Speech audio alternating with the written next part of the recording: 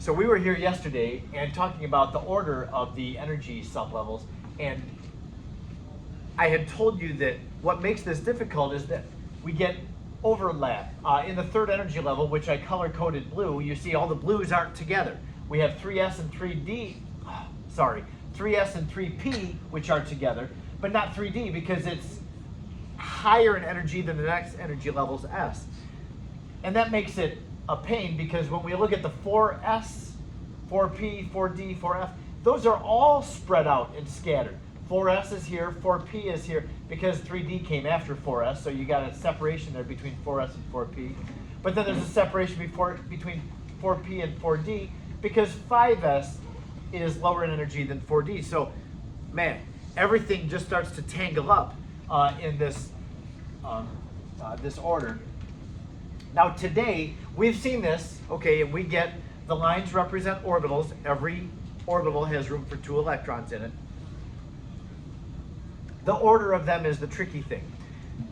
Now, I would say, if you have a periodic table, take your periodic table out. I just left a stack here. If you want one of these, go ahead and take one of these. But if you can grab one out that you can write on, feel free to write on it. This is going to be helpful.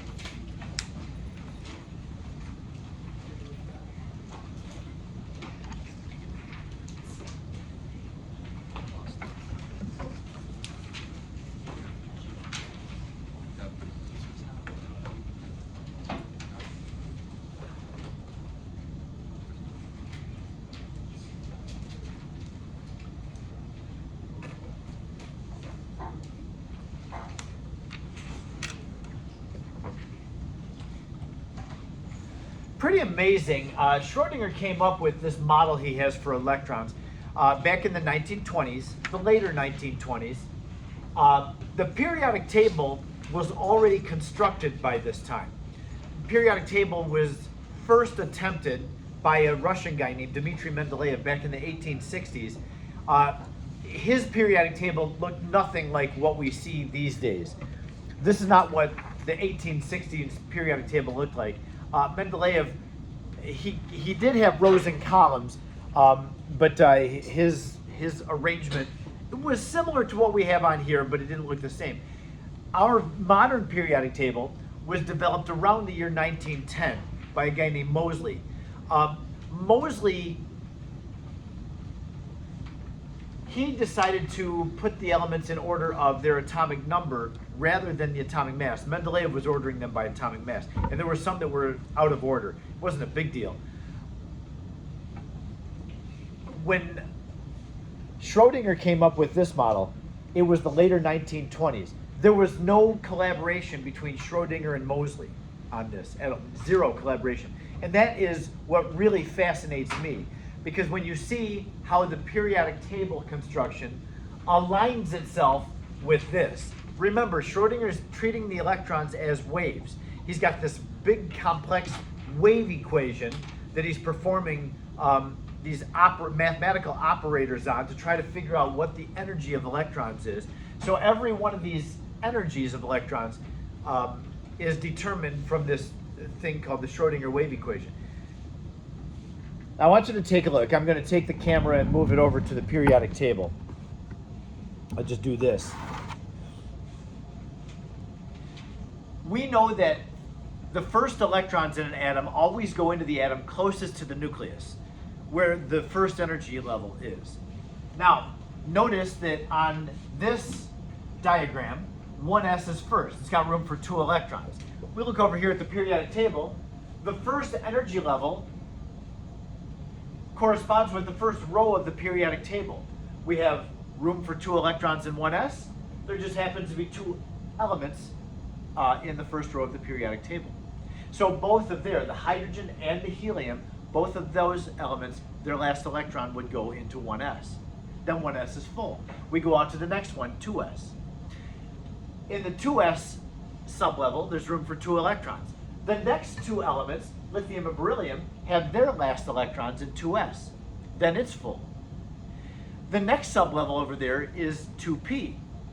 Well, the next 6 elements will have their last electrons go in 2p, because 2p has room for 6 electrons. This periodic table was already made when Schrodinger came up with this model. This is amazing. So 6 elements go in here. That takes care of 2p. Neon finishes the 2p with 6 electrons. Then after 2p comes 3s. We come over here to the next element, sodium. Sodium and magnesium, 2 elements, have their last electrons in 3s. The next elements, or the next energy level, is 3p. There's room for 6 electrons. 6 elements right here, their last electron goes in 3p. So we find that all the s's wind up over here. All the p's wind up over here. Now, remember how we had that wacky d overlapping the next energy level's s? That happens in the 4th row. In the 4th row, we have 4s. That comes after 3p, which we just finished with argon. So after 3p is 4s, room for 2 electrons. Then we had that overlap. In the 4th row, after 4s is 3d. From scandium to zinc, there are 10 elements. Just happen to be 10 electrons that fit into 3d. So 3d is covered from scandium through zinc. Then in zinc, 3d is full. The next sublevel is 4p. Right here, 1, 2, 3, 4, 5, 6. Room for 6 electrons in 4p. All these cover 4p. So every time you get to a noble gas, you finish a p sublevel. Yes? So when you ask me, do we have to memorize the order of the sublevels on this periodic, on this energy level diagram? I say yes, but you know that you can use a periodic table, and so if you can track how this thing works, notice this periodic table up here, the rows are numbered from 1 to 7. That's on purpose. Because what we find is that in row 1, there's 1s. In row 2, there's 2s and 2p. In row 3, we have 3s and 3p. In row 4, we have 4s on the left and 4p on the right. The s's and p's always correspond with the row number. Do remember that the d's are going to be 1 less than the row number that they're in. So in the 4th row is 4s, 3d, and then 4p. So you do have that d overlap that's going to set the d's off by 1 row. But yeah, in the 4th row is 4s, 3d, 4p. And in the 5th row, 5s on the left, 5p on the right, and in the middle, what do we have? 4d, because the d's are 1 less than the row number. You might want to write this down. I would say, I told you to be able to write on your periodic table. Number your rows and write down for yourself. S and P sublevels correspond with the row number.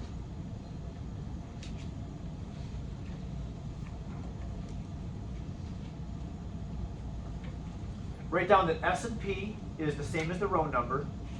These are 1 less than the row number.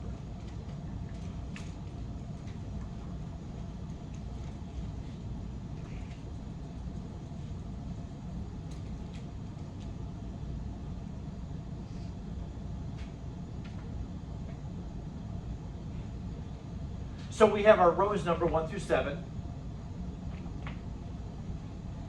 I haven't mentioned one of our sublevels. That's the F's. We haven't seen any F's yet. We don't get to the F's until the end of the 4th energy level. And as I showed you yesterday on this thing, we won't see 4F until after. The F actually is so high in energy compared to the others in its energy level, it overlaps the S that's 2 energy levels higher. So we're not going to see 4F until after 6S. That's quite a ways up there. So when we had the 4th energy level, we started the 4th energy level here in the 4th row. It was 4s here, this was 3d, and 4p. So we got the 4s and 4p. Remember the 4d showed up in the 5th row. It was 5s and then 4d. Okay, so we've got 4s, 4p, and we know where 4d is as well. 4f doesn't come in until the 6th row. Look at the 6th row, what we have here. And your periodic table is done the same way. In the 6th row, we have cesium and barium. And that barium goes up to number 56. Where is number 57? There's a blank space here. 57 is down here, Atlanta, LA. Now, if you'll notice, there are 15 electrons in a row down here. You don't have to count them. There are 15. Because of that blank space right there, LU down there, really, number 71 belongs right there. So down here we should have 57 through 70. That makes 14 elements. Those are the 4F electrons. So 6S shows up, and then 4F, 14 electrons. And when you get to LU, you bring LU back up here, and now we're in the 6th row, but the D's, 5D. So it's 6S, and then 4F, and then up here to 5D. Now we're still in the 6th row, so when we get over here to the P's, it would be 6P, because the S's and P's correspond with the row number.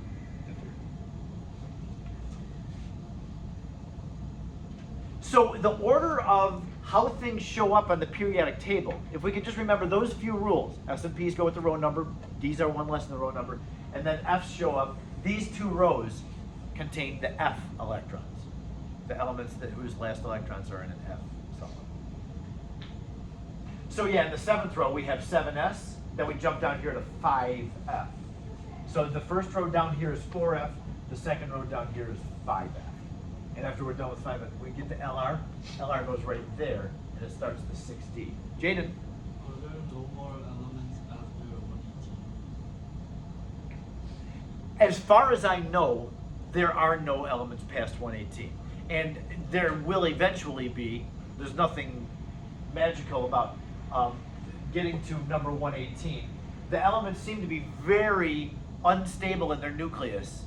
All of them down here, like all these elements, Rutherfordium, I don't remember if I mentioned Ernest Rutherford, but very important physicist, came up with this idea that you've got a nucleus in the middle and then electrons around it. Atoms are mostly empty space. That was Ernest Rutherford.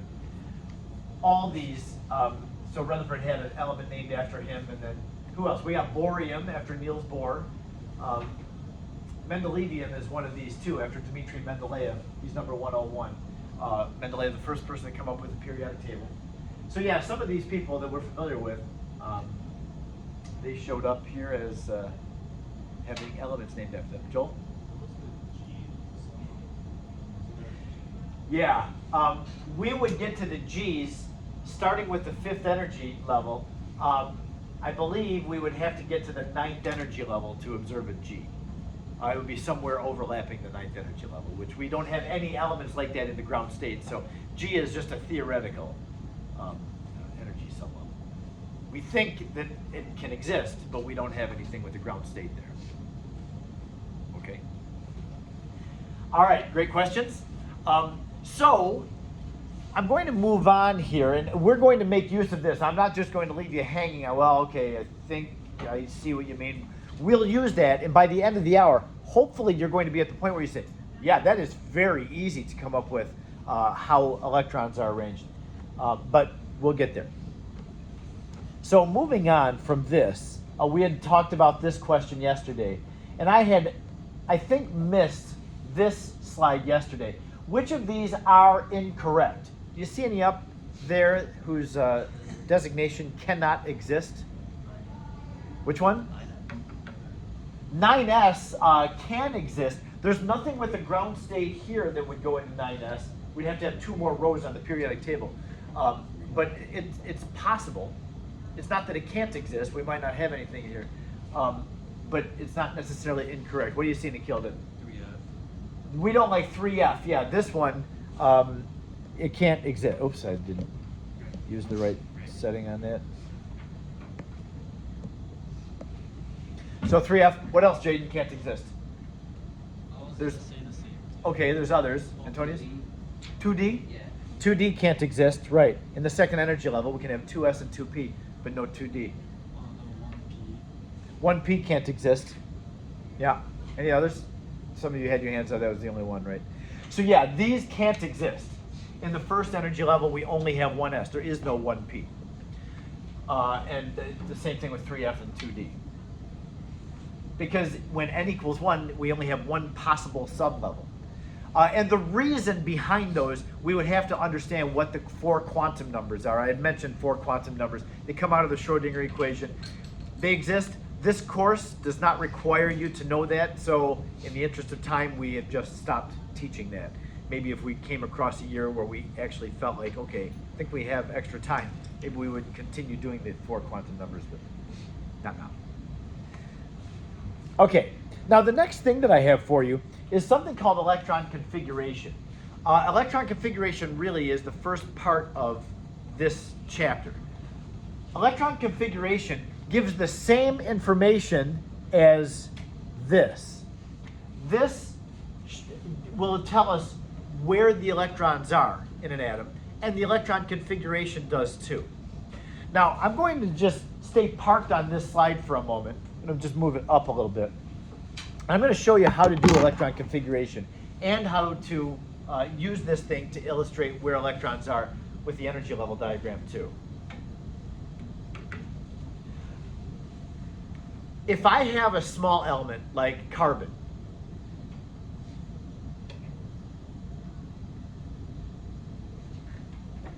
if you look at and find it on the periodic table, it's got 6 electrons. How would those 6 electrons in carbon be arranged? Well, we would have 6 electrons to try to fit in. They'll always go in, they being electrons, always go into an atom closest to the nucleus first. So we're always going to start filling electrons at the bottom here and then move out from the nucleus. And as you see, we have this arrow here saying that energy is going up. So the farther away from the nucleus the electrons are, the higher the energy they are. So we always start close to the nucleus. So carbon with 6 electrons, we're going to represent the electrons in carbon with arrows like that.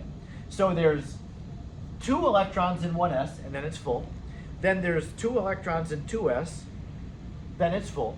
And we still have 2 more electrons to try to account for because there's 6 total. So the next 2 electrons, as we learned yesterday, need to go in like this. Hund's rule says that when you have multiple orbitals in a sublevel, put 1 electron into each before you make any pairs.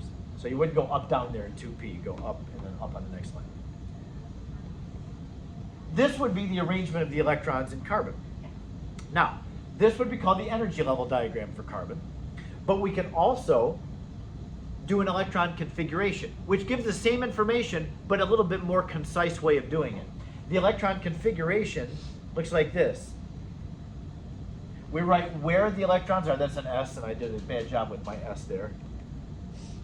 I'll do it again. So we write where the electrons are. We have electrons in 1s, and then with a superscript, we indicate how many there are in 1s, how many electrons there are. Now, it looks like 1s squared, but it is not any mathematical function at all. It's just a notation. We're just saying 1s2. That's not how you would even say it, 1s2, meaning that there's 2 electrons in 1s. Then there's 2 electrons in 2s, so we'd write 2s2 right next to the 1s2. You don't have to write a comma, you just put those terms together. And then there's 2 more electrons in 2p, so after the 2s2, we'd write 2p2. That would be the electron configuration for carbon.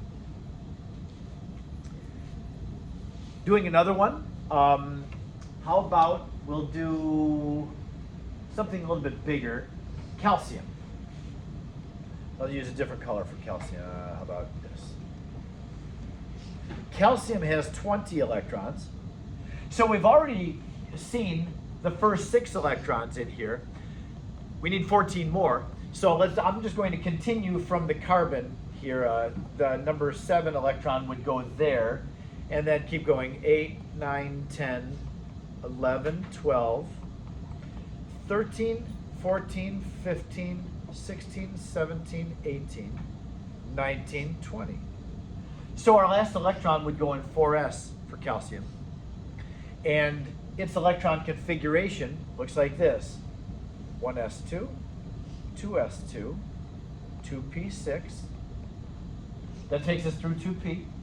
And then keep going 3s2, 3p6, 4s2. This would be the electron configuration for calcium.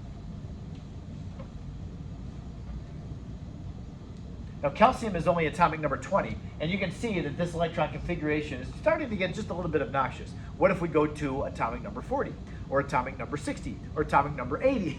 The electron configuration is going to get significantly long. There are ways to shorten the electron configuration. I will tell you that we shouldn't need to go to this thing every time we need to do an electron configuration.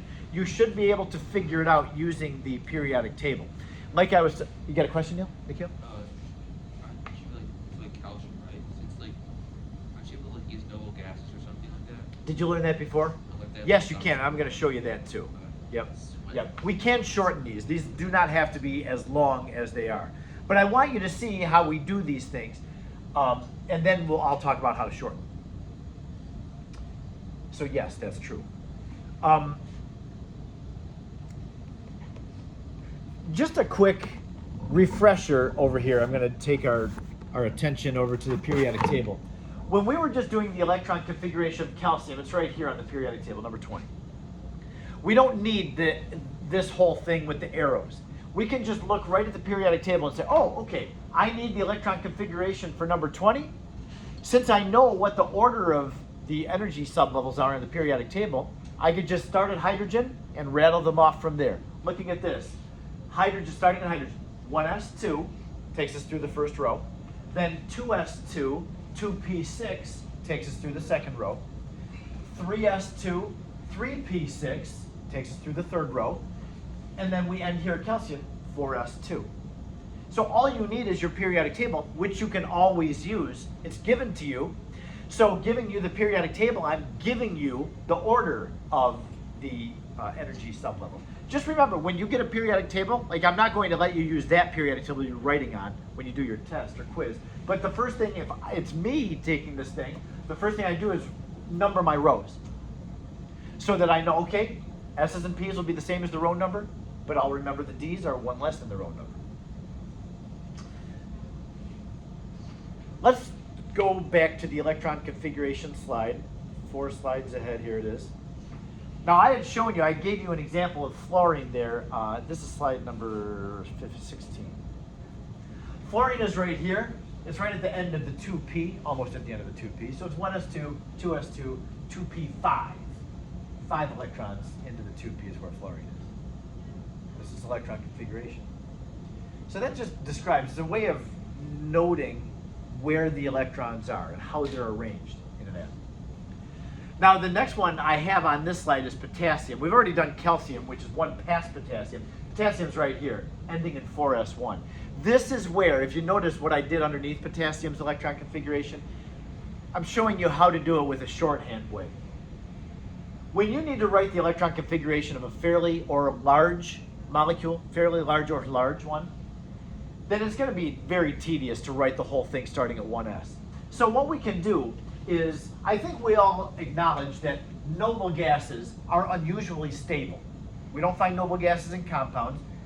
They don't need to make compounds. They have a very stable electron arrangement. What do all of the noble gases electron arrangements have in common? All of them, let's say except for helium. From neon down, what do they all have in common, their electron configuration? Yes? They end with a p6 term. They've just finished the p sublevel.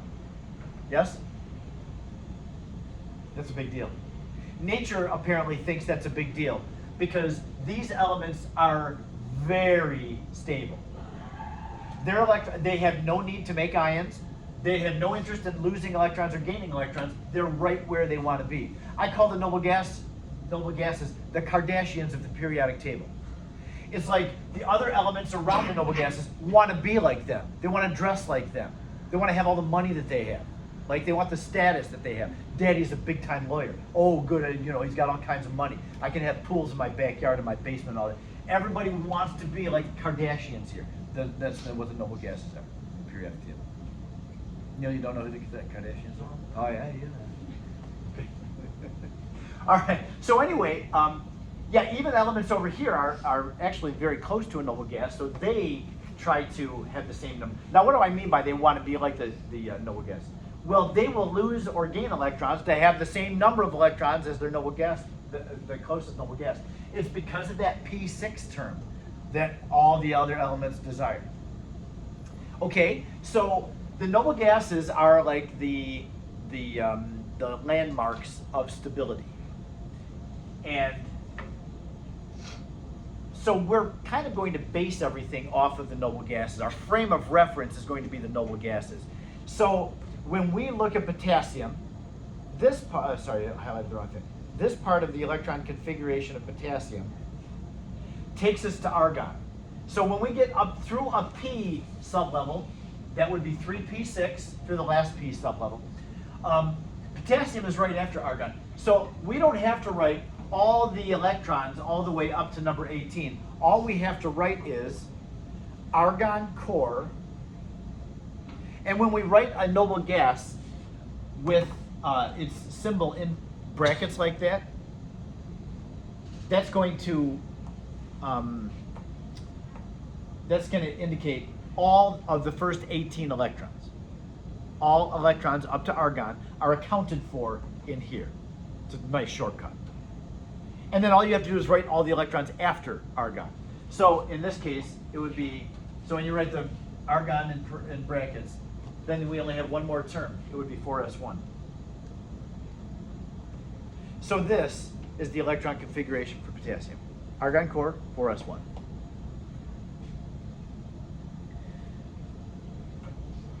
Now,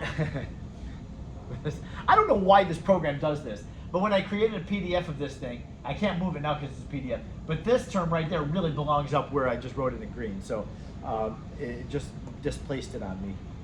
I'm going to, that's not the answer to tellurium. I'm going to ask you, take a moment and see if you can do the electron configuration for tellurium. It's number 52, right here.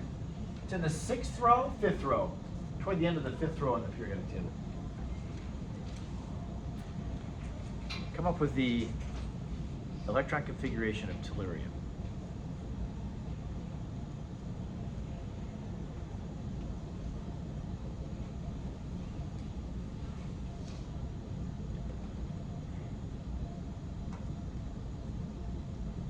You can start with 1s if you want to and do the whole shebang, or you can go to the previous noble gas, which is krypton, and just do this, krypton core, and then do everything after krypton.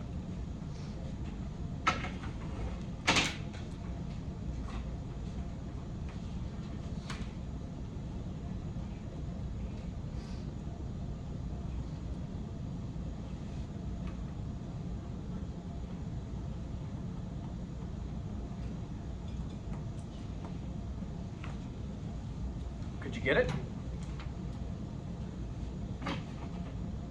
Tellurium is right here in the 5th row. So to write this electron configuration, we're going to write krypton core. So put krypton in brackets. And then we'll do everything after 36. 5s2, 4d4. Remember the d's are one less than the row number. And then 5p1, 2, 3, 4. 5p4. Dated? Shouldn't it be 40 times? What did I say? I said 4d4? That's not very helpful for you. Yes, it's 4d10. I'm sorry. 4d. My 4 was because I knew that tellurium ended with a 5p4. I said 4d4. Thank you. Sorry.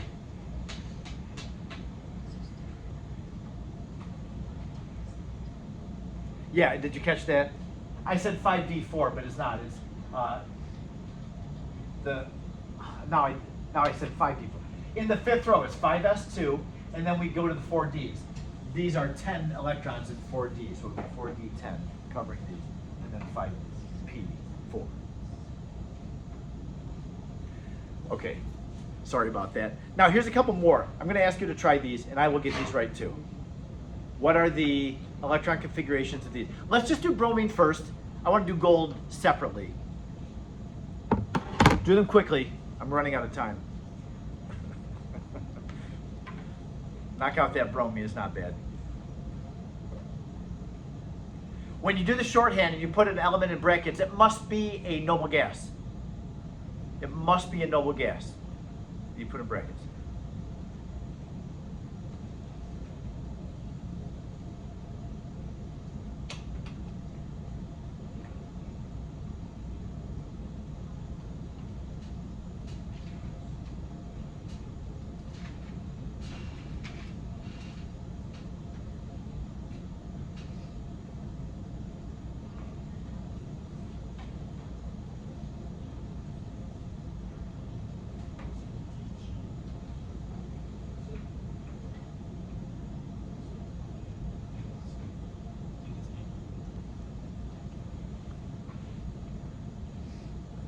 You get it? Bromine is right here, number 35. So if we want the electron configuration, we'll go to the previous noble gas, argon. So we'll say argon core. Then 4s2, 3d10, 4p5. Any questions on that? What about the gold? I wanted us to save gold until all of us could do it together, because gold is a big boy. It's all the way down here, number 79. It's in the 6th row, which means that in the 6th row, we have the F's to contend with. Try gold. Don't forget about those F's.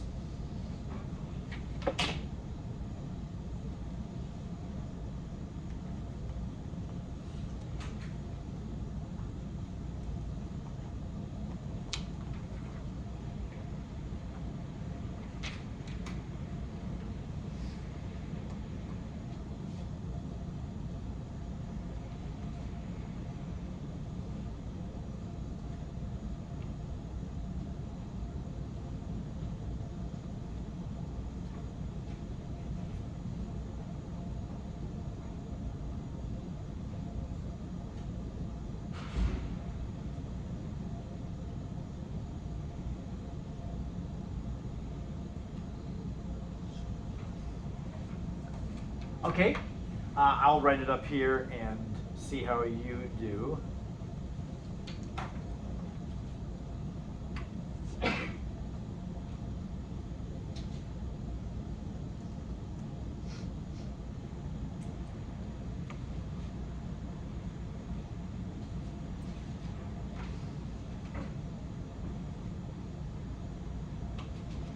Xenon core takes us up to number 54. After 54, we'll have to start writing them out. 6s2, we're in the 6th row. 6s2. 4f14, remember there's one that's missing here, so that what belongs there is Lu. So we'll bring Lu back up here. So we've got the 4f14 and then 5d Lu starting 1, 2, 3, 4, 5, 6, 7, 8, 9. Gold is 5d9 at the end. Okay. Go ahead. What's that? No, I'm just doing that for you. I mean, just so we're all not in any mystery as to what everything is. You don't have to write the number of electrons. Anybody have any other thing about this? Now, the next thing is just an extension of that. What about these two electron configurations? Ions.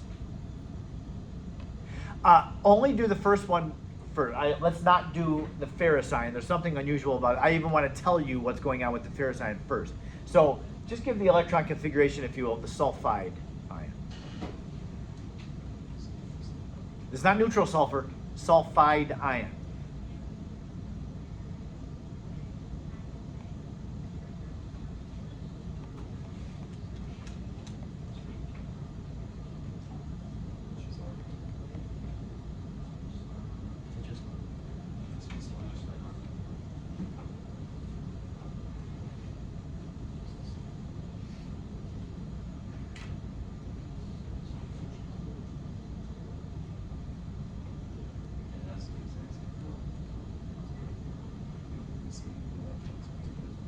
How many electrons are in the sulfide ion?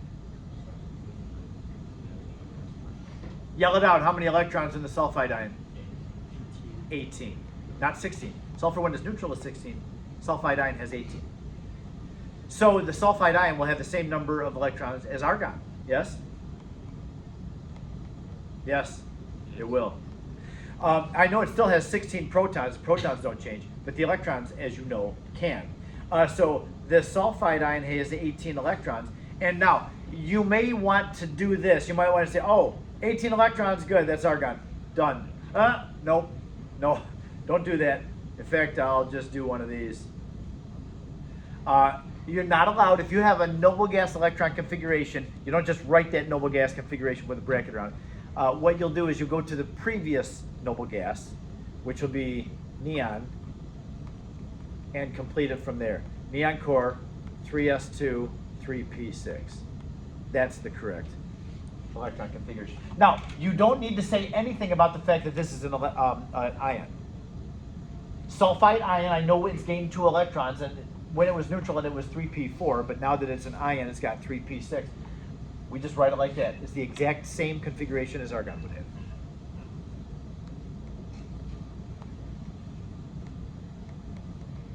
Be aware of that when you have ions to give the electron configuration for, you will have to add or subtract the electrons and then write the appropriate electron configuration. Now, something different happens with the ferrous ion. It's a transition metal, and I'm just going to write you a note first, and then we'll do the ferrous ion. Transition metals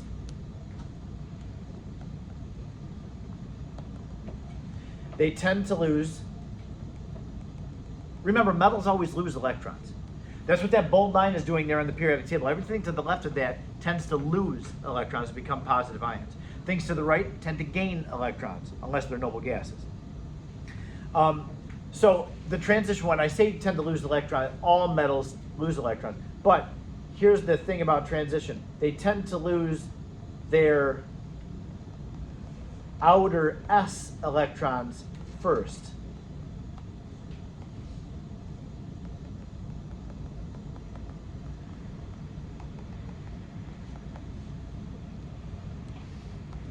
So that means this: when iron is neutral, just an Fe neutral atom, it has 26 electrons. Its atomic number 26. So neutral iron's electron configuration would be argon core, 4s2, 3d6. That takes us right to iron. When it becomes a positive 2 ion, it loses 2 electrons. What I'm telling you down here is the transition metals. Now remember, the transition metals are going to have electrons filling the d at the end. That's what these are doing here. They're all filling d orbitals. Transition metals will tend to lose those s electrons first. So the electron configuration of Fe plus 2 would be argon core 3d6, like that. Get rid of electrons, they tend to lose their s electrons. Now, what about if we have Fe plus 3? It's got to lose another electron. That one doesn't have a choice, it's got to come out of the d. But for whatever reason, the transition metals tend to just not mess with their d's until they have to. In this case, iron has to, because it got rid of its s's, but it still needs to lose one more electron. So that would be argon core 3d5. Okay. So try some of these when you're at home this weekend wondering what you should be doing. Do some of the chapter 7 exercises. There are more than 25 exercises in this chapter, and you need to do them in short order.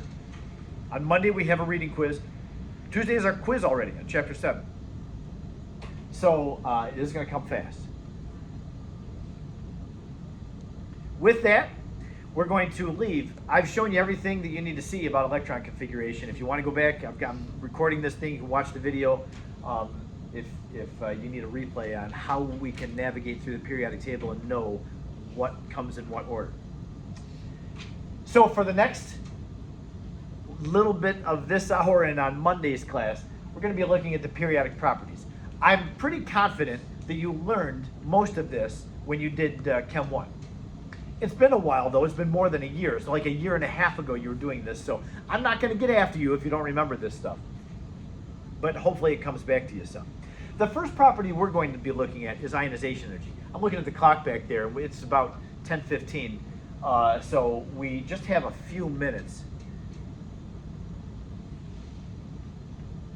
We'll talk about this. I don't think I'll finish ionization energy today, so we'll have to finish this on Monday, and we're going to go through 4 properties. In Chem 1, you learned about ionization energy, atomic radius, and electronegativity. You'll remember that. In here, we're going to do a 4th one, and that is electron affinity. Now, electron affinity is not really much of a trend. Like, we see a clear trend happening here with ionization energy. Electron affinity is really not that, but it is a property of atoms, and there are some similarities with certain regions on the periodic table that we should be aware of. Okay, So we're going to first start with ionization energy here, and then ionization energy is going to guide the other properties and what they do and how they behave. The first thing I want to say about ionization energy is look carefully at its definition. Every part of this definition is important. Ionization energy refers to the amount of energy, makes sense because it's an energy, required to remove the outermost electron. So when you have an atom, the first one that's going to leave the atom is the one that's least held by the nucleus. That's the farthest one out. Atoms aren't going to lose their 1s electrons first because that 1s electron is right next door to the nucleus. They get the attraction to the nucleus more than anybody. So it's the outermost electron that's going to get taken off. Now, look at this next part in the parentheses. It's very important. Ionization energy is measured on atoms in the gas phase. It's a gas phase measurement. So every element has measurements for ionization energy. That means literally you need to vaporize the substance and then determine its ionization energy. What scientists do here is they will vaporize the substance. For instance, copper. If you need the ionization energy of copper, you vaporize copper. So you got this region here, this chamber that's got copper vapor in it. It's weird, but it can happen. And then what they'll do is they'll shine light on it, and if the electrons don't come off, they'll start increasing the energy of light. And they have a detector, like they'll have this electric field in there. And as soon as you hit enough energy with the light that's shining, go ahead, Chris, if you need to go. As soon as they notice that they hit the amount of energy that it ionizes the copper loses an electron and then it moves over to the side of the electric field. So that's what they do to measure these things. They vaporize it and then they use light waves to shine on it. Now here's what they find. Plotting the first 20 elements, ionization energies, there's some things that really stand out, some trends. Who does it require the most energy to remove an electron from? Now, we can see who's the highest one up here, but do we have a trend? What region on the periodic table has the highest values? Looks like the highest values are helium, neon, fluorine, argon. Do they have something in common, their geography on the periodic table? Yep. They're all up on the top right. The farther to the right and up you go, the higher the ionization energy. What does that mean? High ionization energy means that the atoms really are hanging on to their electrons. It takes a lot of energy to remove an electron from helium. It takes a lot of energy to remove an electron from neon. So those are the elements that are most difficult to remove an electron. That means they hang on to their electrons big time. Joel?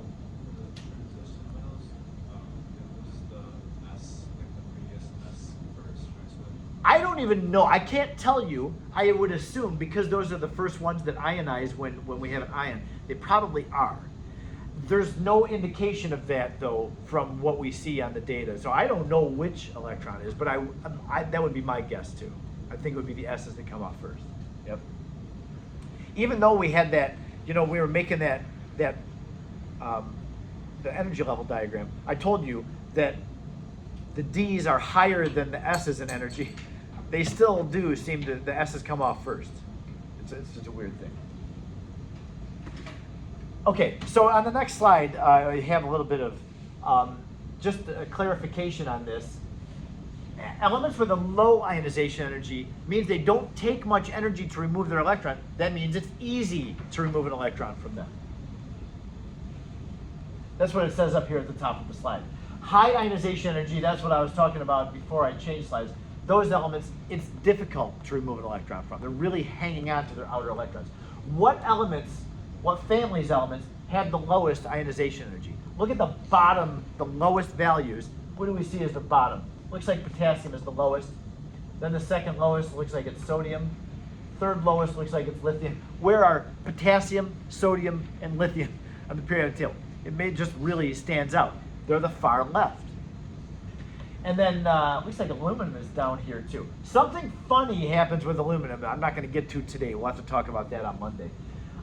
But yeah, there is an anomaly here that happens with beryllium, boron, and then magnesium, aluminum. And you can see same geography there on the periodic table from beryllium to boron, then from magnesium to aluminum. Something's happening there. We'll talk about it.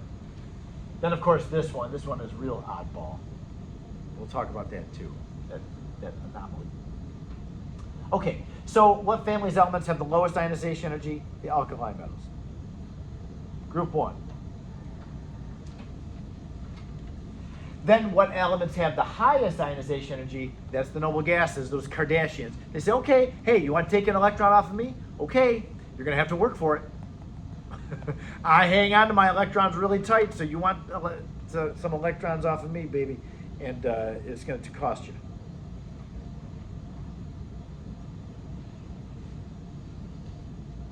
With that in mind, I'm going to only go over one more slide with you, and let's look at the next one.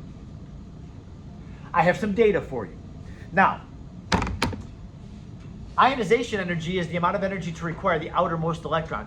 But once the outermost electron has been taken off, now we have a +1 ion.